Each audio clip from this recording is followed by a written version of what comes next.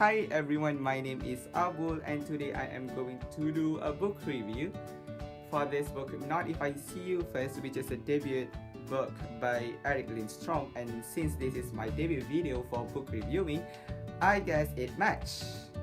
So let's get started. So this book is about Parker Grant, a blind high school girl. Her mother passed away when she was 7 years old. Her mother drank wine, wrecked her car, and took her eyesight with her. That's how she was blind. So she has been living with her father up until recently when her father also passed away. So there are a few changes in Parker Grant's life. One being her aunt moving in to live with her with one son and one daughter. And it's New Year, so the school just started.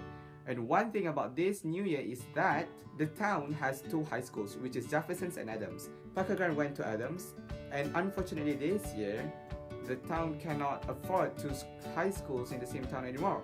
So Jefferson's and Adams have to be combined into Adams. And there are people who Parker Grant do not want to meet is now taking the same class as her in trigonometry. So that's something to look forward to in this book, because that event is everything. And Parker Grant live by the rules. There are some at the back of the book. Actually, there are more. There are like 11 rules you can see in chapter 3. When I first read this book, the first two chapters, I was like, she kept on saying someone broke rule 6, you're not following rule 2 and something like that. So I was like, what is the rules? So to have you guys, it's on chapter 3. And the last one being, there are no second chances, violate my trust and I'll never trust you again. Betrayal is unforgivable. Dot.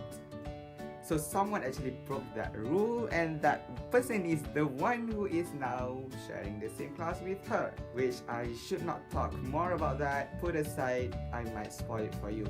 Another cool thing about Parker Grant is that she does not act like a blind girl.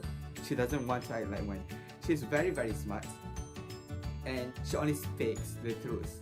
And some people might not like it, but then that's what I like. I like honest people, of course. So, but this girl, she just bled out everything that she wanted to say to other people around her. And the next thing about her is like, she is very, very fashionable, trendy, something like that. She wears blindfolds over her eyes.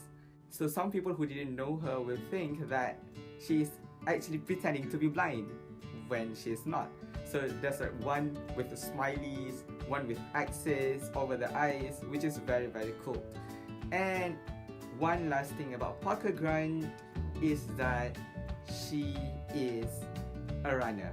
To begin with, her father is also a runner, and her father taught her how to run when she was still able to see, and she kept on running ever since. And every morning she will go to Gunter Field, which is a rectangle field, so she doesn't have to worry about curves and everything when she runs. She just have to remember the steps, and there you go. One of the things that is developed in this book, despite other problems, is her running. Moving on, this book also touches on friendship, where Parker Grant and her childhood friends, Sarah and Faith, they went through some trust issues. So there's also love, how guys make move on a blind girl, which is one point I was like, oh my god, this guy is quite smooth. And to quote Parker Grant herself, she actually said that this guy knows how to talk to a blind girl. Who that guy is, you don't want me to spoil it for you. So reading this book, I could really relate a lot with Parker Grant and her trust issues with her friends. And when it comes to the boy-girl relationship, you could understand what Parker feels and why the boy reacts like that. So you won't actually take sides, because you can understand both of them.